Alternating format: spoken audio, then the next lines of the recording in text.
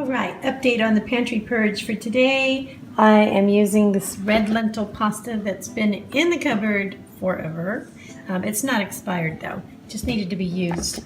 And I'm using that for the kids here. They're having that, and they're having some of the vegan cheese sauce that I made with that. I also made a huge jar of salsa, which I got like 3 or 4 cans out of the pantry with, and then some fresh veggies to add to it to make that. And I used 2 cans of black beans today and yesterday out of the pantry, so it is moving.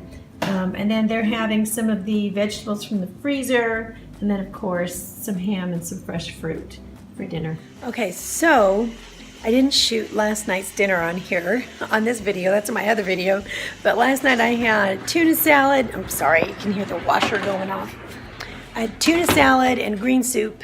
And so the tuna came from my pantry. The kids are eating a lot of grains out of the pantry. This morning they're having oatmeal. Yesterday I had rice. I have a big pot of beans cooking right here. They've been soaking all night. So I'm really hitting my pantry with some whole food grains and legumes and things like that, and making use of those. And then even some canned fish, you know, the tuna. And then let's see, what else are we gonna have today?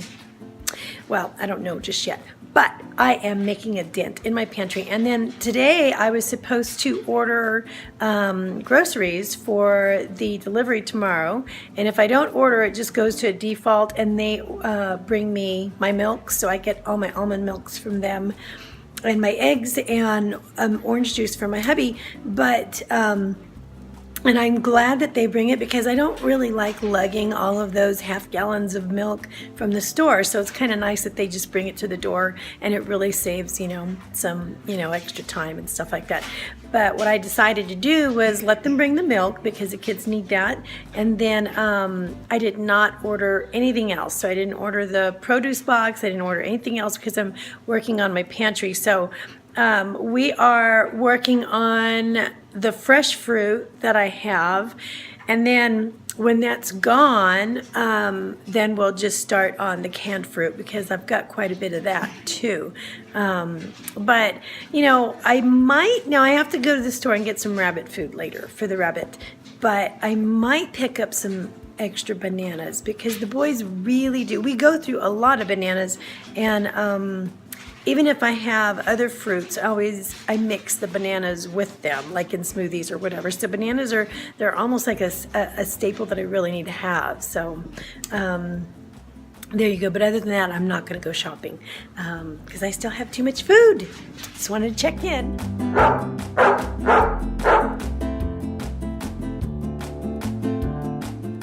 Hey everybody. Okay, so before you watch the rest of the video, I just want to make sure to remind you, if you haven't already, to go and check out the other wonderful 2 ladies who are doing the purge with me as well, Miss Gina Pearson and Miss Bless Jess. And I will have both of their links down in the description box, so check them out, because they're going to be giving you some wild inspiration for cleaning out your pantry as well. And thanks so much for tuning in. All right.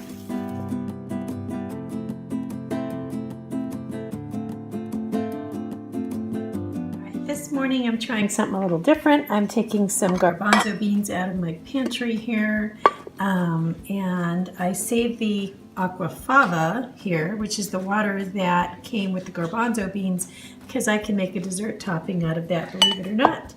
So I'm going to save that in the fridge for now, and I rinsed these out, and now I'm going to add a couple of flavorings into that. I added a teaspoon of cinnamon. Well, not a teaspoon, like a half a teaspoon of cinnamon, like a 1/4 teaspoon of vanilla powder, and then 2 teaspoons of maple syrup, which is 2 points. And I'm just kind of like swishing them around, and then I'm going to take some parchment. I'm going to put them in my air fryer on top of a parchment paper. Hopefully that'll be okay, and then I'm going to try to crisp these. All right, I'm going to put these in here for 375 for like 15 minutes, and then I'll give them a check and a shake. Actually, about maybe halfway in, I'll take them and shake them out a bit, and then I'll put them back in. Okay, I think I probably could have stopped at like 12 minutes in the air fryer, but this is, some of these are still a little moist. This is actually going to be my cereal this morning. And I'm only going to count 1 point for the maple syrup because most of it dripped off to the bottom before I put it in the air fryer. So it's just super lightly sweet. I guess you can add sugar to this if you want, but I'm not going to.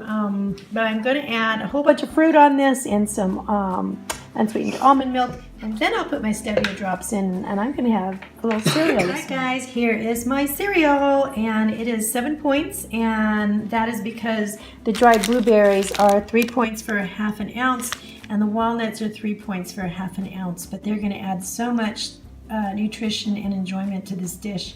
I also have a cut up banana and a cut up apple as well, and some cinnamon.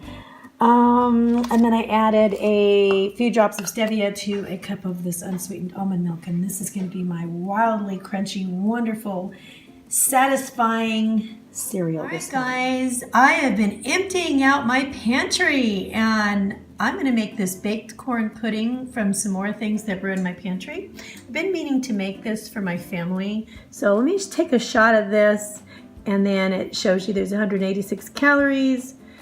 This is the stuff that goes in it, and I'm also going to shoot the instructions here, although I'm going to do them for you really quick. And here's the nutrition facts as well. I'll figure out the points in the recipe builder, and I will put that up on the screen. And just in case you're wondering what book it comes out of, I will show you a quick shot of that. It is the Taste of Home Comfort Food Diet Cookbook. So it's, you know, I love Taste of Home, but their stuff is like way too heavy. So this stuff, it lightens it up a bit. So this is what I'm going to do. And so this I've had in my pantry forever, this unsweetened almond breeze. Finally going to use that in here. You know, you could use whatever kind of milk you use, but I have kids with allergies, so we're going to use that. And then a can of the cream style corn, a can of whole corn. This one's less sodium, which is great.